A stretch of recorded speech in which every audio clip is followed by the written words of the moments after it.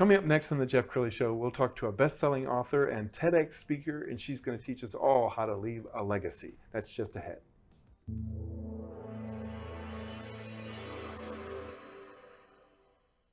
Many are predicting that the worst is yet to come, which is unfortunate, said one person here.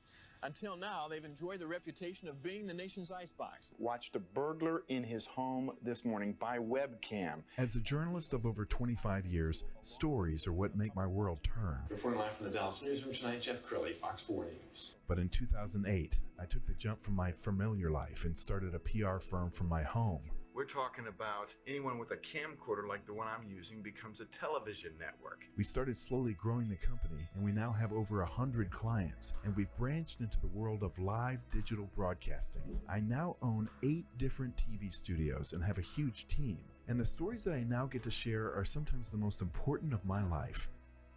Life has a funny way of coming around full circle. This is the Jeff Crilley Show. Well, I think one of the reasons for the great resignation that we keep hearing about on the news is people are climbing the top of a little mountain or hill, and they're looking around and saying to themselves, is this all there is? People are searching for meaning, and that's why leaving a legacy on this planet is so important. To talk about that, somebody who knows a little something about leaving a legacy, Ilona Parunakova. She is a best-selling author and TEDx speaker. Thanks for coming on the show. Thank you, Jeff, always to be here, and for your invitation, and for your such a great heart and honor to be here. Well, you've written a couple of best-selling books, and I want to talk about the latest book. So tell us. Our goal was to finish up the year strongly. So my goal was, what can I do to take it to the next level? And for me, I always have to wow myself first before I can inspire people. It's not about, intimidating people. It's about inspiring somebody. So I have reached out miraculously, and I'm a go-getter. I don't stop where I am. I reached out and I found the Prince of Montenegro and Serbia. I did his interview on my show and for my show. And I have asked him a question. How does he feel about writing the joint book together? And it will be really a great effect and impact because he's leaving the legacy.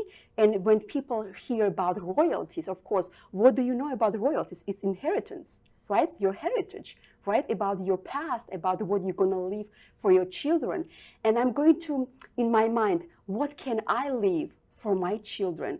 What can I bring to the table writing the book about the legacy together? So when I found out, I love the quote of Peter Stoppel, where he says that legacy is not leaving something for people, but it's leaving something in people.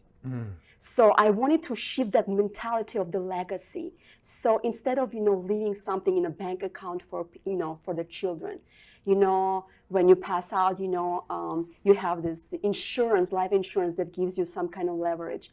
But I wanted to bring something inside that the money cannot buy, and that's ability to dream and not to stop. What are some other nuggets that people are going to take away from the book? Well, we speak a lot about some of the implementation and some of the bringing as example of people that people are aware of. For example, the author of the Harry Potter. Right? People probably do not know what she had to go through to get where she is right now. Do you know how many times she has been rejected before her book even got into the publisher? No, how many times? 12 times. Wow. And do you know what happened to the author of the Gone with the Wind? No. So she got rejected 38 times. Unbelievable. And do you know how many times the Thomas Edison had to pitch his idea before it even got to the idea? Over 10,000 times. Wow. Can you imagine if they would have stopped, at 11, if she would have stopped at 37, and if we would stop at 9,999 times? What would have happened to all of us? And that's why I wanted to bring this energy by comparing the lives of the people who never gave up because they stood up behind everything they believed into. Yes. And they never stopped and looked back. And you've come through a lot of adversity. Your first best-selling book, Opium of the Almond Tree, is really based on your journey. And you grew up in Soviet Russia, right? The state of Georgia? Yes, it's a Republic of Georgia, and it's a beautiful country. Culture-wise, food-wise, it's a rich country with a soul and a history. And we usually tell the joke that sometimes people think that I'm from Atlanta, Georgia. And I said, actually, we didn't have enough space in my country, so we moved part of Georgia to United States. So technically, it's all ours. But all these things aside, that not being able to go through that, I would not be able to be the person I am today. Because adversities is just like Nietzsche said, whatever doesn't kill us makes us stronger. And she remembers discrimination as a child. She remembers poverty as a child and hunger. And it's all in the book, so I won't spoil the book. You got to buy it on Amazon. We found a great speech that you gave for graduation, and let's go ahead and roll that now. I, Ilona Shaw, am an immigrant and a direct descendant of Armenian genocide survivor. My great-grandfather, despite of being a witness of his parents being beheaded in front of his eyes, still carried his dream to create a generation of people with vision, survivors, victors, and builders of their dreams. I have fought and conquered many personal battles to be here today. December 25th, 1991. It was a day that I would never forget. The entire Western world was celebrating Christmas, yet on the other side of the world, the side that I lived on in Republic of Georgia, we were in the middle of the Civil War and the fall of the Soviet Union.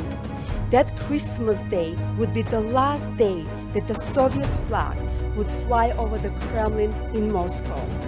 I was in the kitchen with my mother, who was making a dinner, and I was shaking and utterly scared. I could hear the bombs going outside of, if they were outside of my roof. When the electricity clicked off and everything went dark, I began to sob. Then I immediately jumped into the arms of my mother. I wanted her to protect me. I was determined to keep my little girl's spirit alive and began to search for the ways I could bring joy back into my life. Through this, I have discovered the power of dreaming by allowing myself to dream and envisioning what I wanted to create in my life. When the war was over and when I grew up, I began to feel a sense of hope. I began to feel empowered. It's been 29 years since I was a little girl, growing up in the middle of the war in the Soviet Union. Yet, I've never stopped using the power of dreaming. Even when the life felt hard or challenging, even when I wanted to give up. Each one of us here today has had their own challenges, their own unique dreams. But the one dream I know we have in common is that each one of us wants to make a difference in the world and create a value. And today marks a very, very important day where we are on the way to doing just that. I have fought and conquered many personal battles to be here today, just like I know each one of you has graduated from the School of ISOM. If I have learned anything, is that there is no secret formula to achieve success, but it does require deep-seated passion, a burning desire to strive for what rings the true to the person that you are and to dream into the reality. May your trials always lead to opportunities, and may the hope of God always fill you with the joy and peace in believing, so we will be stepping into the new and spectacular season of our lives. And today, February 18th, marks 18 years since I arrived to America, to the land of opportunities. I feel so humble as I stand here and look out. All I see is victorious room filled with the change makers. Lastly, please remember that you are a dream maker of your life, and God stands right proud beside.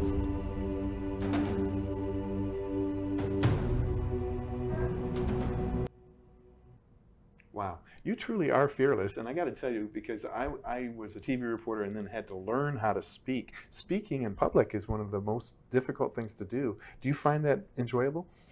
Before, I considered myself as the quietest person. Mm-hmm. And I never thought myself standing on a stage, delivering the speeches without any fears or any setbacks. So for me right now to do something like that and being on the stages, it's not just a privilege, but it's a mission that I need to accomplish, to let people know, do not let your past define you. Because if you ask all of my friends, they would never thought I would be there. Wow. We only have a short time left, so talk to the viewer that is struggling right now. They're going through something, and it may not be as harsh a condition as you grew up in, but there may be loss of a job, loss of a loved one. What words of encouragement can you leave them with? The biggest thing that comes to my mind right now is the story of the Thomas Edison. And Thomas Edison, at the age of 6, he came back from the school home, delivering and showing the letter to his mom. And his mom looked at the letter, and the letter states, your son is a genius. We cannot teach him at school because we don't have the capacity of the children. He's too surpassed his age. So we want you to teach your son at home. So when she passed, he went through her belongings, and he finds the letter that the school teacher sent to his mom. And he reads the letter, and the letter says, your son is a retarded. We don't want to teach him anymore. He's an embarrassment of the school. You better teach him at home.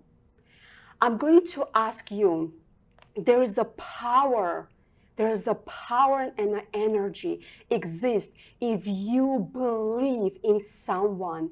Because if it wasn't for his mom, who believed that he was a genius, we would not have been, using the benefits of what he had achieved in life. So I want you to find that source of energy inside of you, despite of the voices that are telling you, you can't, because you can, and you can too achieve something in life that will be as significant, as amazing, as grandiose as Thomas Edison did. And that will be your biggest legacy that you can leave behind you. Wow. She's a preacher. You know that? You got the heart of a preacher. So we are going to leave with your website, which is ilonaparunakova.com. Go on there to check her out and sign up for all her social media accounts, follow her, order her books, and book her to speak. Ilona, thank you so much for coming on the show. Thank you so much, Jeff. Always an honor. You bet. That's it for now. We'll see you next time.